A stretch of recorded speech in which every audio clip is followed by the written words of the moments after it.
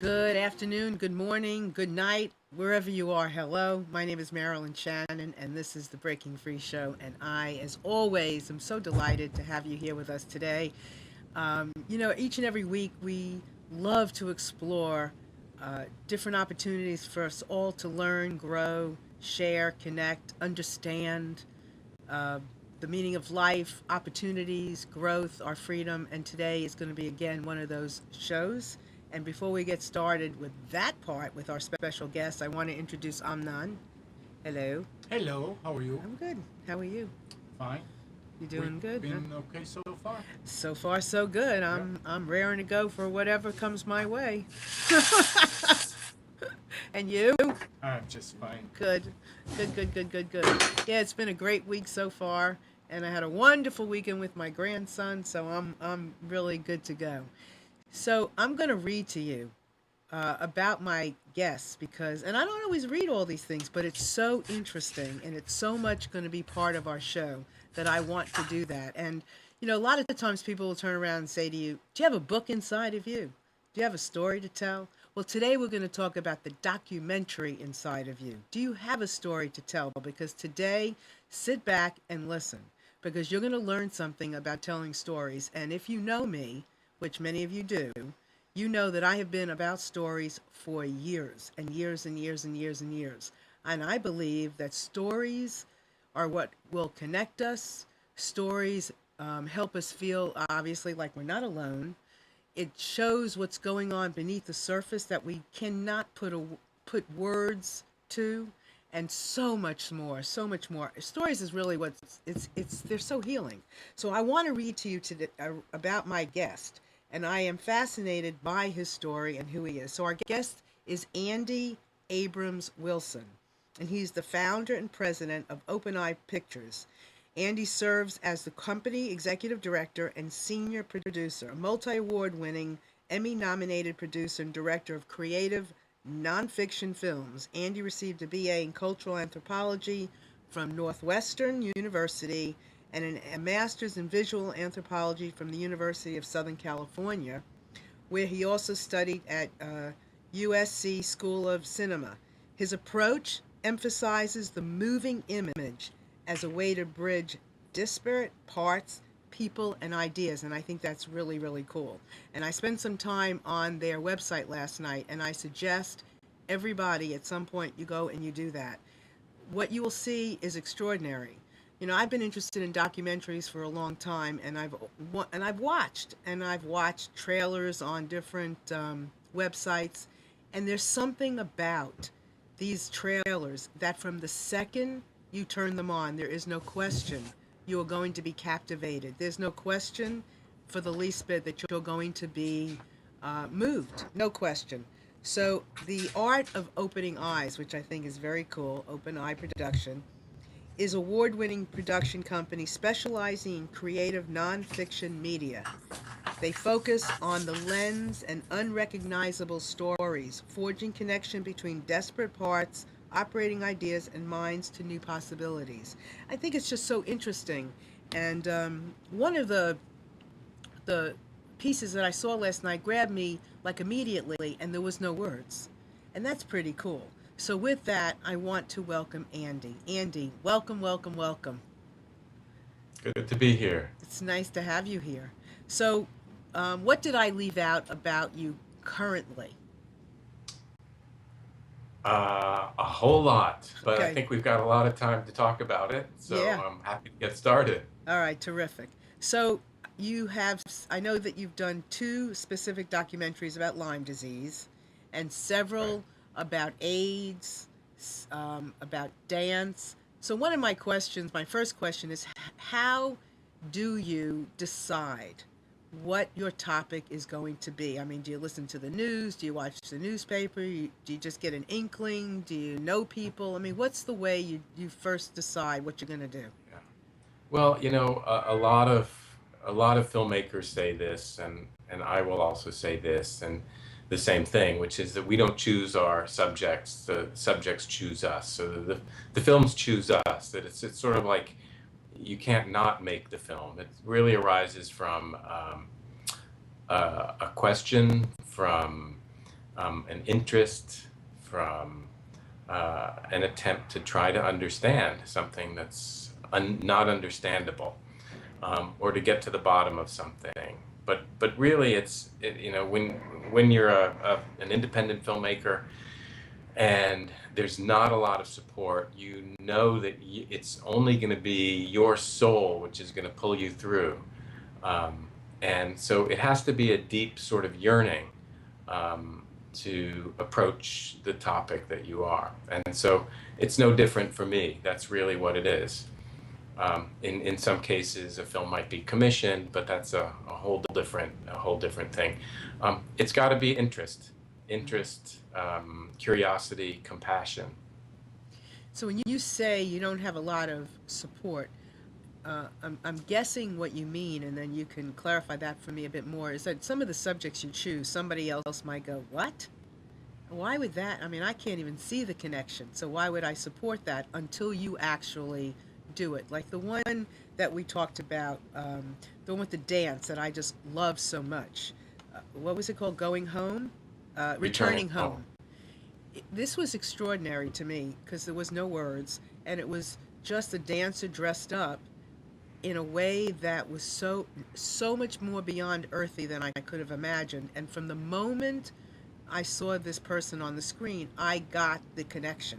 But had you told me about this up front, I might not have understood until I actually saw it. So would you say that is that why you don't necessarily get the support? Is because the No, subject? Okay, no. tell me why. No, because independent documentary filmmaking is not something that there is a large market for, and that there is a large paying, market for. That's what I'm talking about. So Yeah. it's really about our cultural, the cultural marketplace than anything else. Um, it's, you know, that you won't find an investor for a documentary film for the most part. It's not like the Hollywood industry for narrative films. So it's really the genre that I'm talking about, Yeah. less than the topic itself. So when you do these, unless they're commissioned and somebody's paying you to do them, but when you do them on your own or with your staff, do you make money from these? I mean, how do you make money? Well, we have to in order to to Right. run a business. Yes, our business, Open Eye Pictures, is a nonprofit, but what that means is that all the proceeds, from our work needs to go back into the work, into our mission. So yes, we have to make a profit in order to pay ourselves, and like I said, to continue the work that we do. But many documentary filmmakers, um, don't. You know, all films do not turn a profit. And that's why you see a lot of documentary films that are on, platforms like Kickstarter, trying to raise money, without the promise of a return. So, like I said, investors. It's not something that investors are interested in. It's Right. about social issues and social value, and ultimately meaning and education. Right. Yeah, it's a great way to put it. I'm one of those people. I think that I have a documentary inside of myself, and it's been one that's been talking to me for years. Are you familiar with Well, a? only you can Yeah. make it. That's what I want to say, because uh, you know, I hear from people all the time, "Oh, I have this idea. Why don't you do this?" Well, like I said before, the only way it's going to get done is if it comes from you, is if it's your baby that needs to be born. Hmm. Um, and so what I say to people when they come to me with ideas, I say, "You got the money? Let's talk." Um, Hmm. but otherwise, it's you only you are going to be able to put the time and the effort into it. Will it be your baby? And if it's not your baby, it's much harder to do the work that's necessary to bring it to completion. So, I don't know if you're at liberty to say, but when somebody commissions you, is there a range of cost for you? I mean, is there a range of what a documentary will cost, or a short film, or whatever the difference is? Is there a Oh, range? these days everybody's a filmmaker. Mm-hmm. Since the YouTube era, everybody's a filmmaker. So It's hard to say. I mean, you could make a film for $100, Hmm. and you can make a film for over $1 million. So it's a really Wow. tough one to Sure. answer. And how long are your films, generally speaking? A good They're all different documentary. lengths. I've done Yeah. a lot of shorter films, 30 to 45 minutes. I like that length. I think it gives you enough time to get into an issue, into a character, and um, not dwell. Hmm. Um, but most documentaries are at least an hour. The PBS hour is 56 minutes, so you'll see a lot of films that length.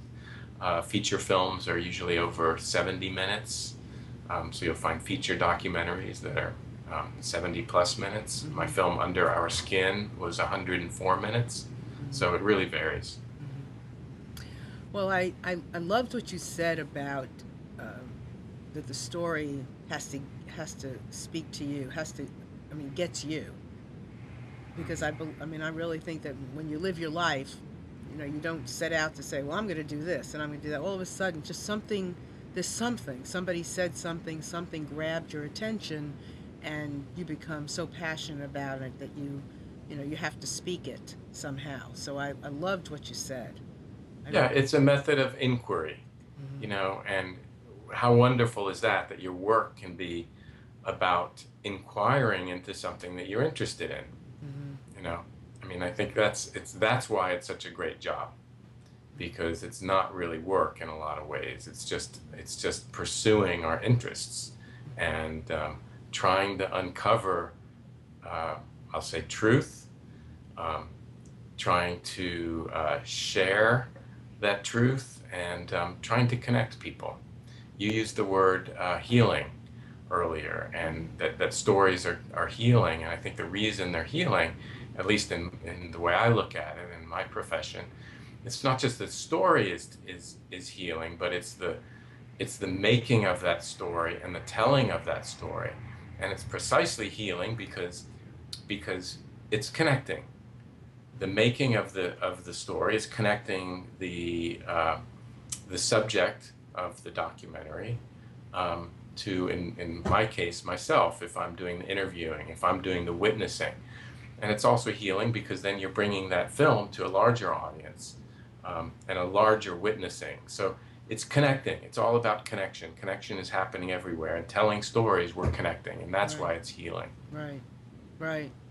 Yeah, I often will say when we have certain guests on our show that we like to share a tool, a strategy, a technique.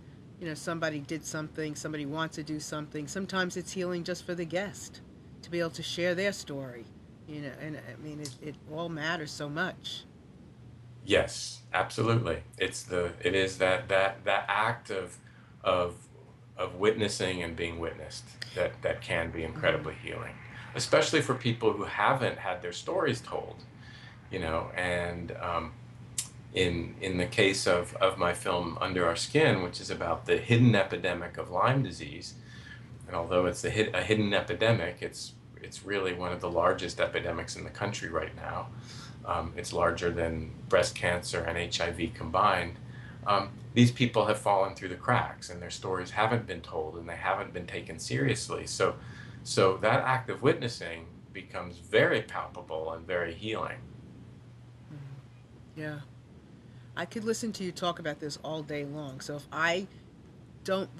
I don't come with a question at you right away, it's honestly, I usually can, but I'm thinking so much about what you're saying because you're touching upon things that I'm so very interested in how we tell these stories and all about these stories.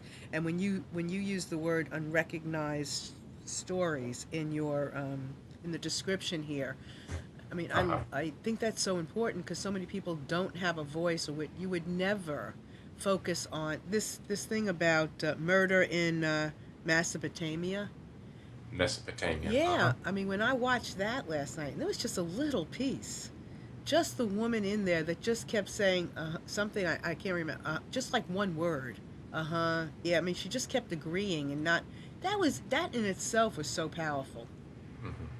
And she didn't say much. Yeah. Well, you said the word unrecognized stories, and I think that goes back to the healing too. The healing place when there's a spark of recognition, a spark, like a sort of jump out of our common reality, um, to see something different, to hear something different. Um, and that to me is what gives me the meaning, because it's also happening. It's not just happening to the audience, for the audience. It's not just happening for the subject that's being filmed, but it's also happening for me. So my work is healing for me as well. It's bringing new insights to me. It's bringing me closer to other people's human experience and human Mm, condition, um, and it's giving me a um, new knowledge, and really ultimately I think compassion and humility mm, before these stories that are both foreign and ultimately um, common and human. mm. So so again, getting back to this being a difficult field in terms of not having a broad cultural recognition or support for it, it can be also very tremendously satisfying. Right. And that's really and truly, I mean, what you were like speaking my story just by doing this show. I mean, Uh-huh. I bring Right, people here for right. people to see and hear. When would anybody else in our the people that we touch have an opportunity to listen to you like this? Not too often.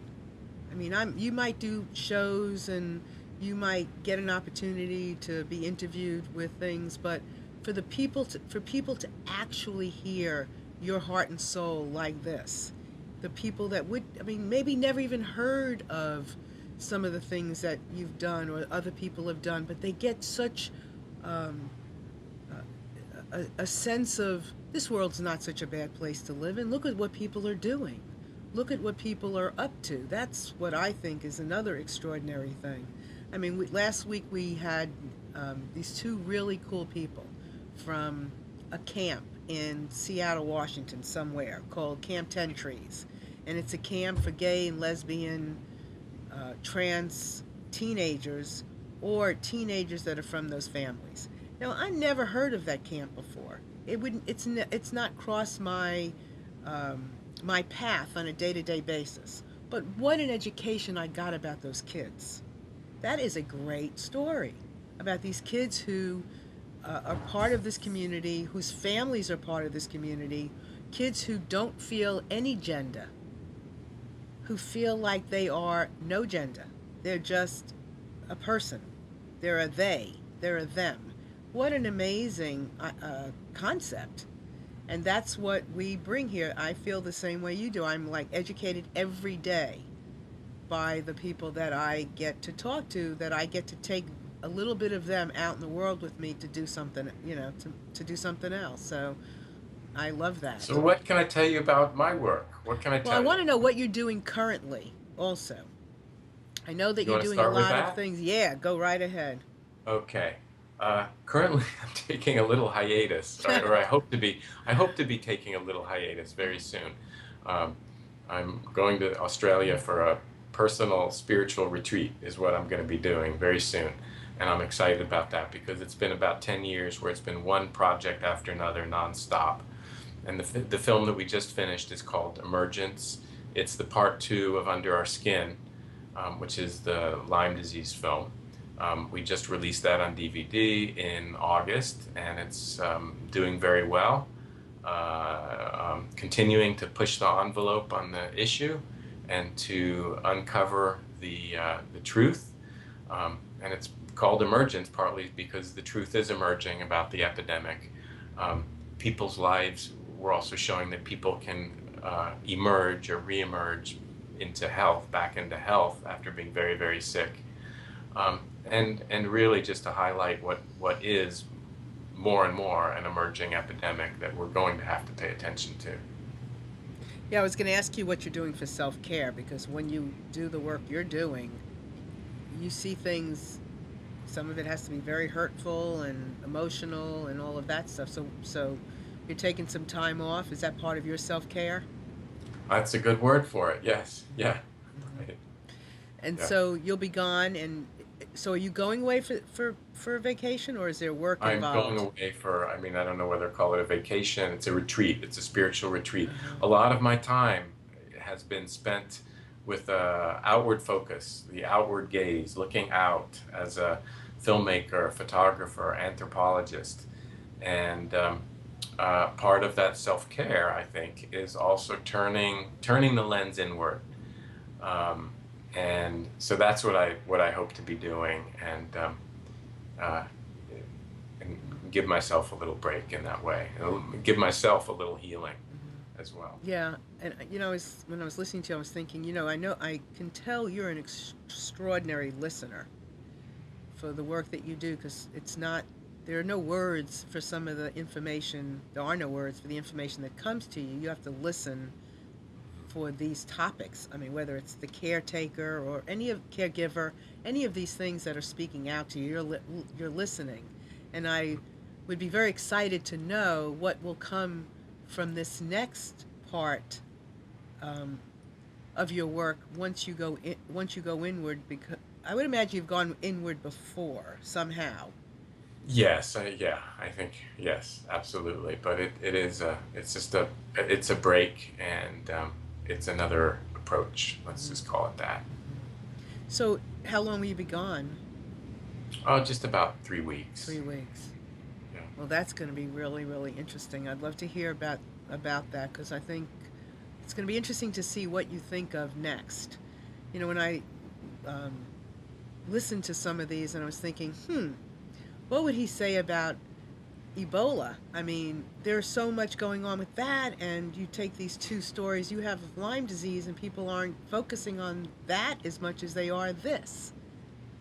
So you must have something to say about that, I would Well, imagine. I mean, we don't want to. I certainly don't want to underestimate Ebola, and it's obviously very scary, and it's impacting a lot of people, and um, so in no way do I want to minimize that. But yes, Ebola is a zoonotic disease, which means it's a disease that can jump from animals to humans. And just like Lyme disease is a zoonotic disease, and it's the most prevalent zoonotic disease in the United States and elsewhere in the world too, but certainly in the United States. Um, and like I said before, it's more prevalent than HIV and breast cancer combined. It's also the most prevalent vector-borne disease, meaning that vectors carry it. Um, so it's very serious, and it's destroying people's lives, qualities of lives. It's killing people. It's commonly misdiagnosed, if it's diagnosed at all, as conditions such as MS, ALS, Parkinson's disease, all these neurodegenerative diseases for which we don't have cures or known causes. Um, yeah, rheumatoid arthritis, chronic fatigue syndrome, fibromyalgia. These are all differential diagnoses. They're all conditions for which we don't know what's causing them. And Lyme disease, in many cases, is sort of the spearhead, is what's causing it. And so people are because of the lack of education and awareness, people are not getting diagnosed and not getting treated. Hmm. And it's a real drain, not just in terms of people's personal lives, family lives, but also our economy. Hmm. People can't work for years and years and years, Well, and it's and a I think tragedy to me. it The is. reason I got into this in the first place was a friend of mine here in California was very, very sick, and she was diagnosed with MS, and then she was diagnosed with ALS, which is basically a death sentence. And she kept looking, and she then got a Lyme disease diagnosis, and slowly rode back to health. And so I wonder what would have happened to her if she stuck with that ALS diagnosis, which is a dead end diagnosis. Um, she might not be here. She might not be here if she didn't get that treatment. So Right. that's how serious this is. Right, and I would like to think that even, let's say, even the Ebola or anything any of these stories draws attention to the Lyme story or to the ALS stories. I mean, it seems to all. I mean, somebody else the other day was talking about their son and a disease that they had, and all of these stories seem to be helping to put a focus on the rest of the stories. So, however the stories come to focus, I think is really important. And like you said earlier, you have this personal experience being drawn to you with your friend, and that helps get out a big part of this story because we and people, you know, some people can read about it, some people are experiencing it, some people want to see it. Just like with your video, with your movies, they get to have an experience by watching it that they may not have had before, to associate with the magnitude of the disease. And Yeah, well, right, right. With the disease meaning Lyme disease, is that what you're yes, talking about? yes, Yeah. yes, Well, I definitely. think we're going to be hearing more and more about it, Hmm. and I think the first film, Under Our Skin, did a lot to bring about awareness Hmm. for the issue since it came out in 2008. It did get a lot of attention at the time. It was a semifinalist for the Oscars. It had a limited theatrical run. It was on PBS. It was on uh, Netflix and still is on Amazon. So a lot of people saw that film, and it did open eyes. And I guess partly that's become a mission of mine to continue to tell that story and impact change. Now, I didn't go into this as a as an apologist or as an advocate of a certain point of view. I went into it with a curiosity, with a compassion for the people who I saw suffering, but a curiosity for sort of uncovering what was going on.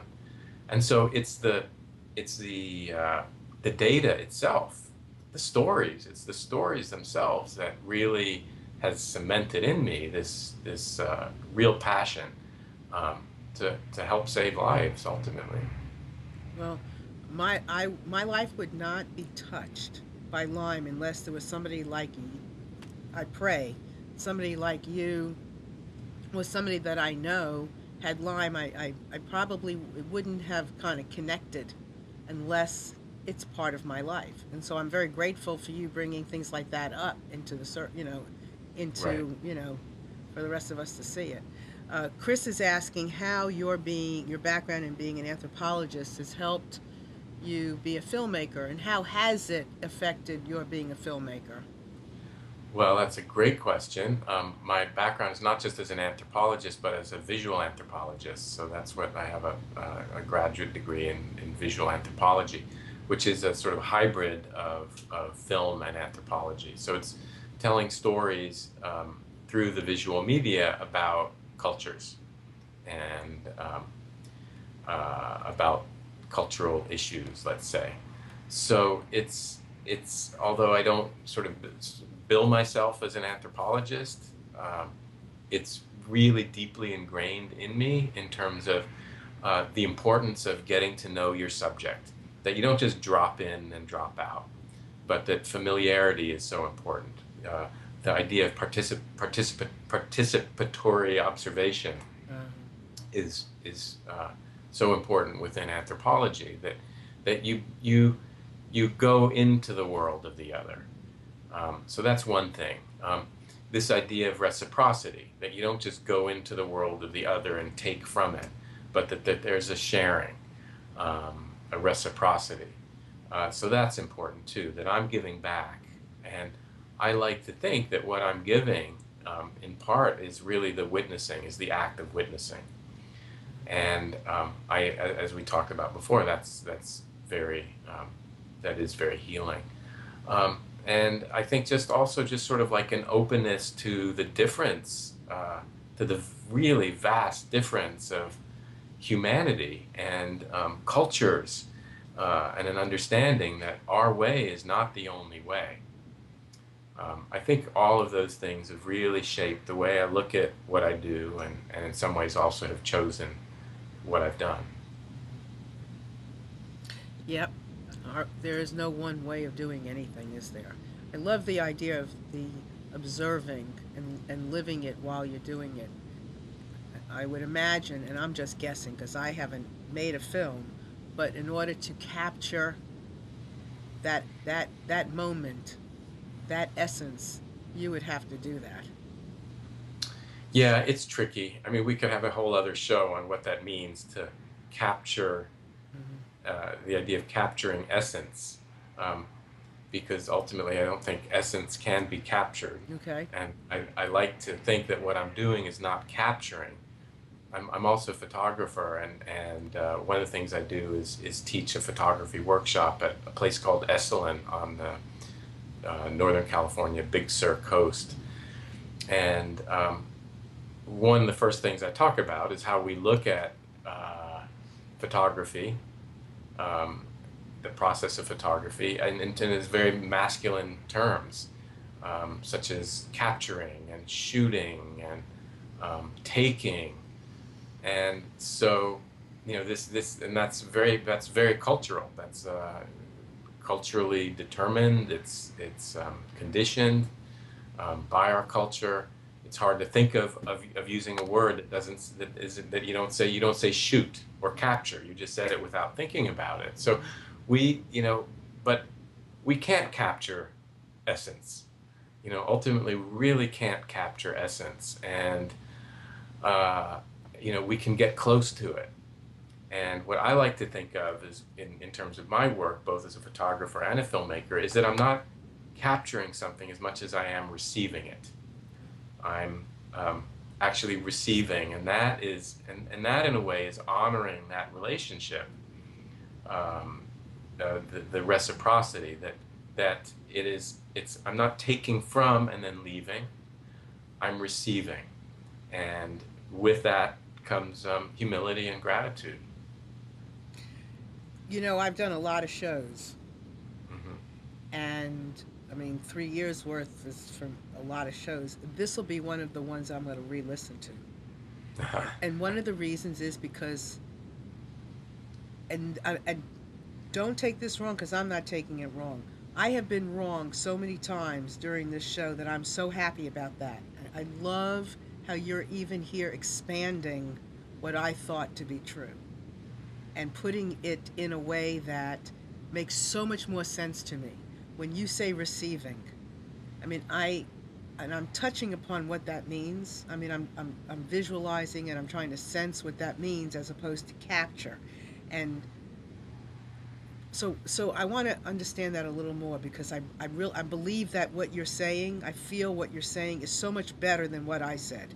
So Hmm. when you say capture, when you say receiving, it's there's no, it's coming through you and it's not ending there. Hmm. Capturing to me, when I said it, sounds like you get it and you capture it and that's it. It's done. But when you say receiving, there's something about a flow that I'd Yes. like you to expand if you can. Uh, well, I think that's a good word, is flow. And flow is sort of a feminine principle, um, as receiving is. And, uh, I just think we have our culture it's a very masculine based culture. And so it's natural that we use those words and concepts and we think that way. It's very objectifying. It's we're taking experience and trying to encapsulate it into one thing, and to try to define something. Um, and again, that's a very masculine approach, and the feminine approach would be the flow, would be to receive, the openness, the patience, the lack of structure, the lack of knowing, the mystery, um, and those qualities are really important too. And I think it's essential in the work that I do, and to keep that openness, to keep that receptive quality, and to also be able to hold the unknown, and the mystery, that we don't know what's going to happen, that we don't know what is really this, what is the essence, the word that you use, what is the essence of what we're looking at, and that the work itself is the inquiry into that. So that to me is what's important. And it's not choosing the feminine over the masculine, because they have to work together. These principles do work together, and they have to. It's the yin and yang principle of Eastern uh, um, traditions. Um, but we have to start understanding embodying that feminine principle in order to hold both. So I hope that that sort of Yeah. makes Oh, yeah. a loop here. And I really appreciate. Uh, I appreciate what you say. I appreciate how you say it. I don't. I want to uh, watch it again because I really want to get as clear a picture, understanding as I can. And you know, when I listen to Yeah. myself, And go I ahead. guess and you know I don't get a chance to talk about this very much, and that's why I thank you for letting me talk about it. Not many people, you know, it's my thing. You know, I don't hear too many documentary filmmakers or filmmakers in general talking about this. But you know, it's so it's not just the approach, but I think um, it also influences the work itself and the way that the work is going to impact people. Because when you're approaching something with a receptivity, as opposed to the idea of capturing something, usually capture has a sort of has a idea of something that you it's your will that you're imposing on somebody else or on something else, and there's this imposition of your own ideas, your own judgments, your own biases, and often that comes through. But when we're in a receptive state, an open, receptive state, um, we're allowing the essence of that thing to come through without our preconceptions, and that we're touching. We are, I think, then touching closer upon essence and authenticity, and I think when that authenticity, when we are able to touch on that authenticity in the subject that we're looking at, it dissolves the boundaries. It dissolves the boundaries of self and other, of the subject and object, so that it comes through me, it pierces through me, and then pierces through the lens of the camera, through me, and through the viewer ultimately. And that authenticity is what I'm really interested in. Right. And in order to get to it, we have to let go of our preconceived notions Right. and our ideas about uh, capturing Right. anything, Yeah. really. I mean, get rid of control and. I mean, because even if you're looking for the essence, you're looking for an answer, you know, and there may not be an answer. You're not R- looking for that. You're Right, right. just, yeah. And I mean, yeah, and essence, if you know, yeah, I mean, this is a philosophical yeah. discussion ultimately, Well, but that's okay. And is, I, yeah, you know, yeah, if you're, is essence a thing anyway? I exactly. don't think it is.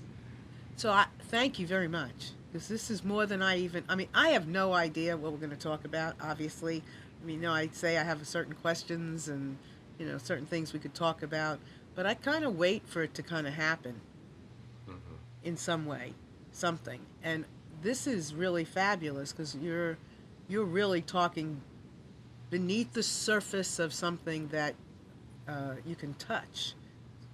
Anyway, I hope everybody out here understands what I'm talking about because I Yeah, do, but it's hard to right. explain. It's so profound. Yeah, beneath the surface. That's a good word. The title of the Lyme disease film is Under Our Skin. You know, the name of my company is Open Eye Pictures. So it is that it's that idea of seeing beyond, seeing underneath, um, staying open, Staying open and letting it evolve as it goes, not knowing where it's going to take you, just that it's something. and knowing that I think knowing ultimately, it's like when we say something is eye opening, it changes our perception. We're allowed to see in a different way. Very cool. Well, I want to invite anybody out there that wants. I've been so engrossed in listening to Andy myself that I haven't even suggested this. But if anybody would like to call in, please feel free to do that. 919-518-9773. Or you're welcome to give us a holler on computers. That's plural 2K voice on Skype voice. And we'd love to hear you from wherever you are sitting and listening and watching. And by all means, take part in our chat. There's a lot of stuff going on in there. You're welcome to put your name in the window and ask questions or whatever you like. We'd love to have you comment back. You know, this is real. The reason it's so interesting is because most of the time when when you sit down to do something, you have to have a clear picture of what it's going to look like. People very often want to dot every I, cross every T, know where they're going, who they're going to be meeting. And from what I hear with Andy, that's not, maybe you have this idea or something coming to you, but it's not about knowing the whole story. Or even if there is, just letting it happen and seeing what information comes. Oh, we have somebody, I think, right? Okay, somebody is calling us, Andy, so hold on a minute. Hello? Hi, everybody. This is Chris calling in. Hey, hi, Chris. Andy. Hi, Marilyn. Hi, Amnon. So I am calling in with a question, but first of all, is it okay if I ask Sure. I definitely wanted to say a big thank you to Andy for bringing Lyme disease into the world of documentaries. I'm originally from Pennsylvania, and so for me growing up, Lyme disease, no one questioned it. When you said you had Lyme disease, we all knew generally what somebody could potentially be going through. And then when I moved to a different part of the country here in the South, Lyme disease just was not recognized. It wasn't recognized. It was questioned. People would raise their eyebrows. And I have a very dear friend who's affected by it, actually several friends who are affected by it, and can't thank you enough for bringing it under our skin and emergence into the forefront, because we need to have this dialogue, and I think you are a very well-spoken spokesman for Lyme disease. So thank you, first of all. You're welcome. Good. That was good, Chris. Thank you for bringing that up. No problem. Then I had a follow-up question. I was wondering, does Andy, do you think that you have a third Lyme disease documentary in the works? Do you foresee that, or is there more to tell? I think is something that I'm kind of wondering about. Where would you like to see a third one, if you'd like even to see a third one? I know you just released the second one late summer. There might be. That's all I can say. Yes, Mm-hmm. there is more. There's more to the story. What we've shown is really just in a way scratching the surface. There's so much more. I mean, we filmed, for the first film, we had over 400 hours of footage, and that had to be condensed into a little more than an hour and a half. So you can see that there's a lot that we left out, and there's a lot more about the issue itself that we haven't gotten to for a number of reasons. But so I guess I want to say it is possible, but I don't know yet. We're doing research behind the scenes, but we can't really. Until we know there's a story there, until we know there's some kind of essence there that can be communicated. Right. And, it's we can't do that. Partly because it's a very expensive business, and we do need to know that there's something going to be there's something on the other end. That there is something that we can show and share. Mm-hmm. Well, thank you for being a guest today. It's a pleasure watching you. Thanks, Marilyn. Thanks, Amnon. Thanks, honey. Thanks for calling in. No problem at all. I'm going to get off the line so other people can join the conversation. All right. Bye. Bye. So you heard that. If anybody wants to call in, you are more than welcome to. We'd love to have you. So, Andy, before we know it, time's going to be up, and I know you've done several things about for AIDS, which I also watched several of those shorts, and they were very fascinating. The different I guess the different from different positions, different people, different stories. It was so Yeah, well, I interesting. think another way of looking at that is I don't, usually I don't choose an issue. Getting back to how I choose the films, it's not like, and when people, that's why it's tough when people say, well, what are your films about? What's the common theme? Um, I never chose AIDS as a theme, and I never really chose Lyme disease as a theme either. It's really the stories around them. Getting back to what you said at the beginning, it's what's happening around it that's interesting to me. And in the case of AIDS, I did a film about the dancer Anna Halprin, who used dance as a way to help heal people with HIV and AIDS. I did a film about someone who had AIDS and his partner died and he ended up dying of AIDS. And this was back when everybody was dying of AIDS in the late 80s and early 90s. And the film was really about his telling of his story through his artwork, through his poetry and his art. And so that's what that was about. As much as AIDS was sort of the backstory. It was in a way insignificant. Um, I also did a film about brain cancer. That was for UCSF, and that was about the caregiving aspect uh, of of of the condition. So it wasn't about the condition itself. So again, it has to do with the stories around it and the people around it and the human relationships around it. That's what ultimately interests me, is how do we deal with crisis, and how it forms community and how it fosters creativity, and how we can heal. That's what interests me.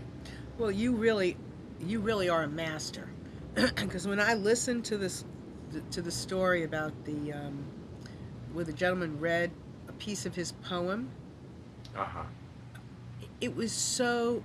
I mean, the words that were chosen in the poem were so unusual to describe somebody, but it was such a perfect spot to listen to because of how well it was so descriptive of what it was like and taking care of someone and the love that this person had for somebody else. You couldn't deny through the experience of this film the love, the relationship that there was. You just couldn't describe it, and it was so unusual.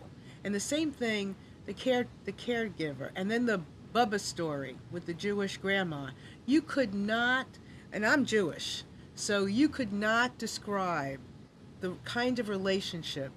It was fat. It was the feeling that you got when you talk about the backstory.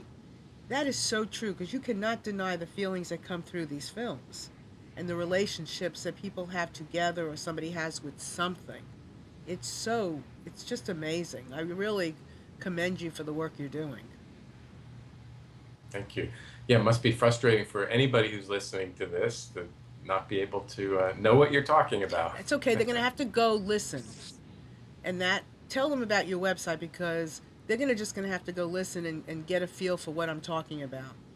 Well, the website is openeyepictures.com. And then there's usually separate or often separate websites for the different films. For example, Under Our Skin, the website is underourskin.com, and that has a lot of traffic and a lot of resources and a lot of information in itself. Yeah, and Andy brought up a good point. I'm talking about these films that I really want you to go watch them and listen to them.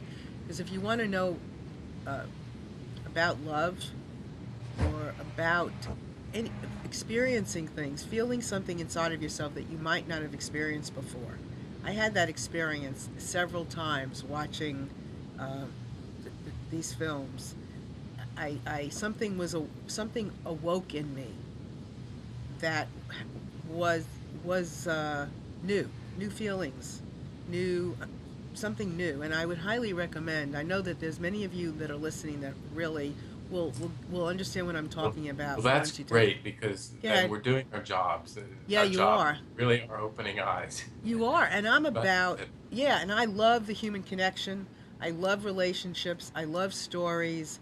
I love having a way of telling people stories that you can't tell.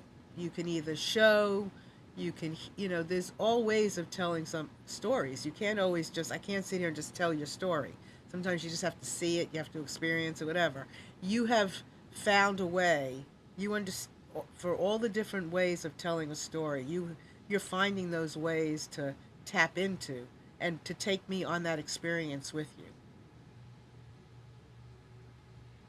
that's what it's about. That's yay. Absolutely. Yeah,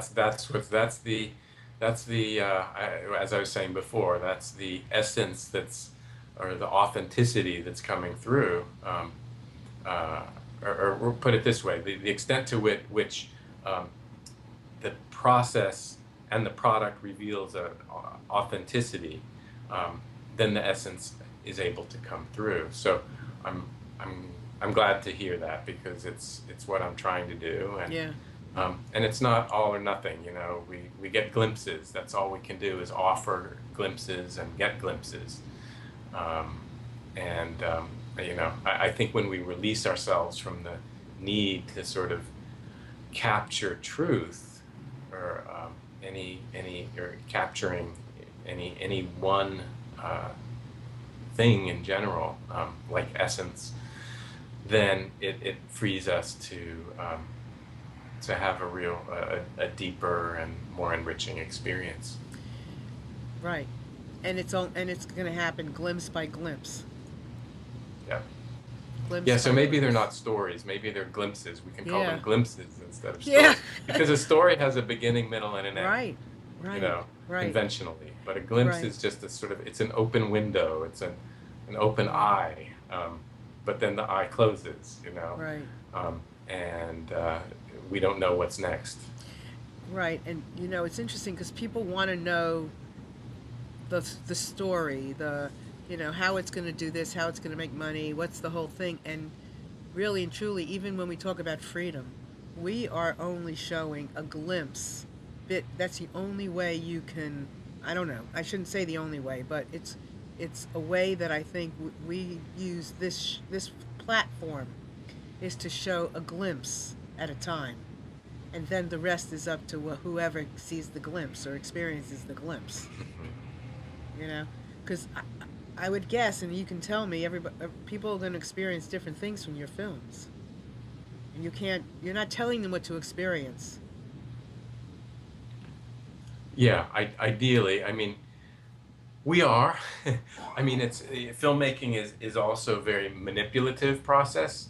You know, we manipulate with our editorial choices, with our choices in terms of how we're filming somebody or something, um, in terms of what goes in and what doesn't go in terms of the music we use. So it is highly manipulative.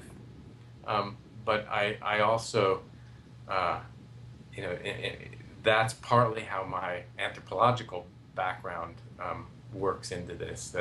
That I think we need to have an awareness of that, how we are manipulating all the time. I mean, we can't not manipulate in a way. We can't not control because every decision, every word that we utter is a is a restriction, and is both conditioned by our experience and also restricts experience. So it's going to happen no matter what. The mere Yeah. fact that we use language to structure our thoughts and ideas, that we use images, um, is controlling in a way.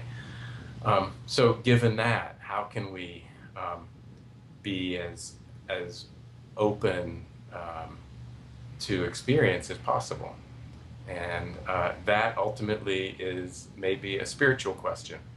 And that's why I'm going to sit in a spiritual retreat for 3 weeks next month, because that you can't do the outer work without doing the inner work. No, and something obviously something is calling to you, and I'm imagining you just needed to get really quiet, away from the creativity even of whatever, to be able to really get beneath whatever is, to get to what's calling you, whatever piece that message is, or whatever.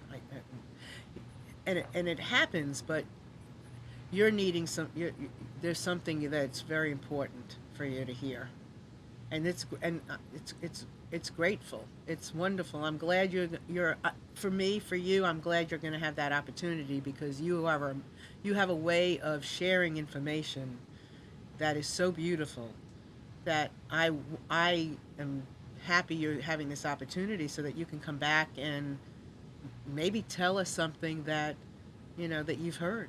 Maybe your next thing is a spiritual message of some sort, and you are a messenger of that, of that message. Nice that we are all vessels, right? We Oh are yeah. vessels. I like that, and looking at it in the photographic uh, metaphor, is the camera itself is a vessel, Hmm. and it's a vessel of light, just as human beings are vessels of light. Um, the light goes through the lens, and the light from within ourselves also goes through the lens in the other direction. So that's the reciprocal relationship. That's the mutuality, and ultimately, I think that's also the healing. It's when those two parts join, when there's a dissolving of boundaries, when there's a union coming from the duality.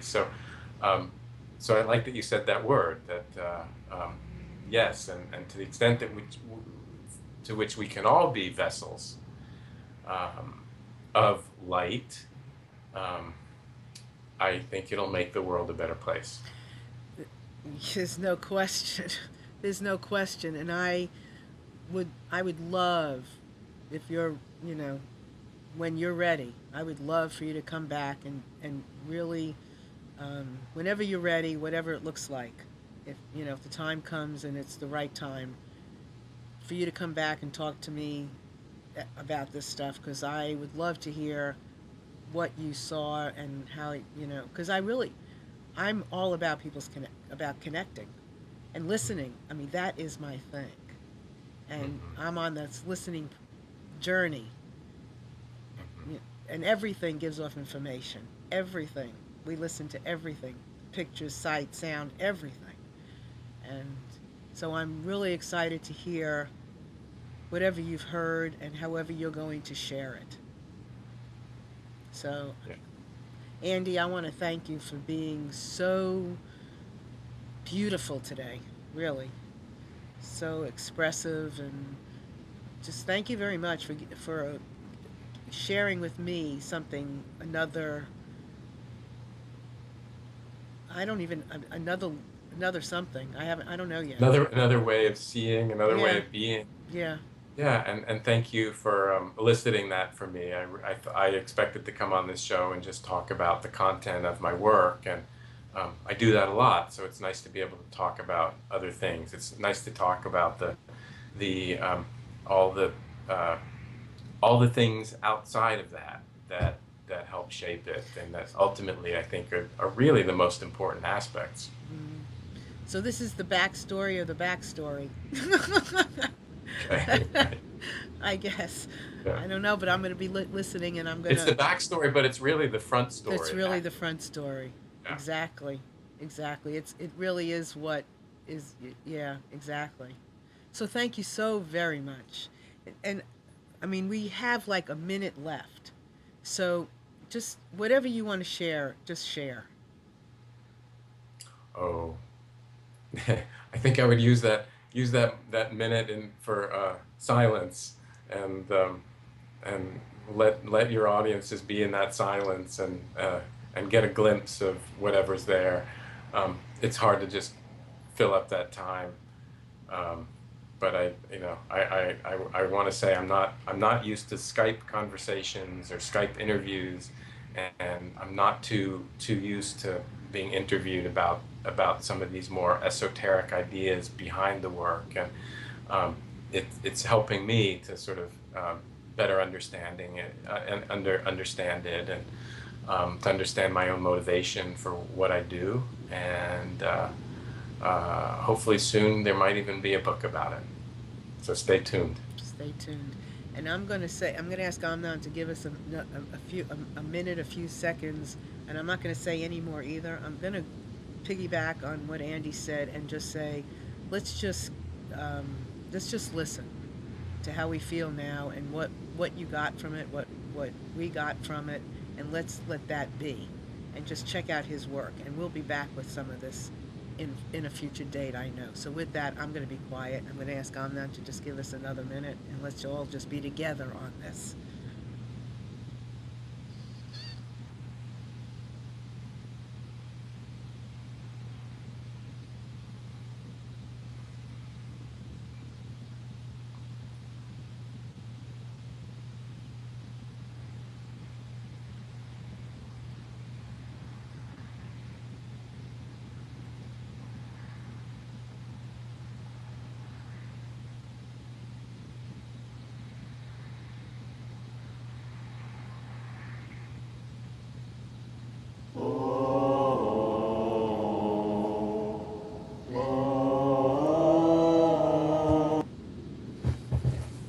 With that, everyone, have a wonderful day.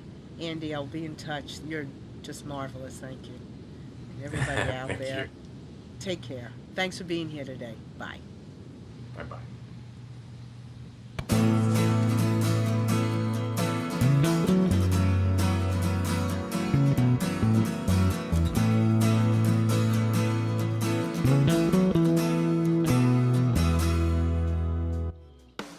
You are tuned to the Nissan Communications Network.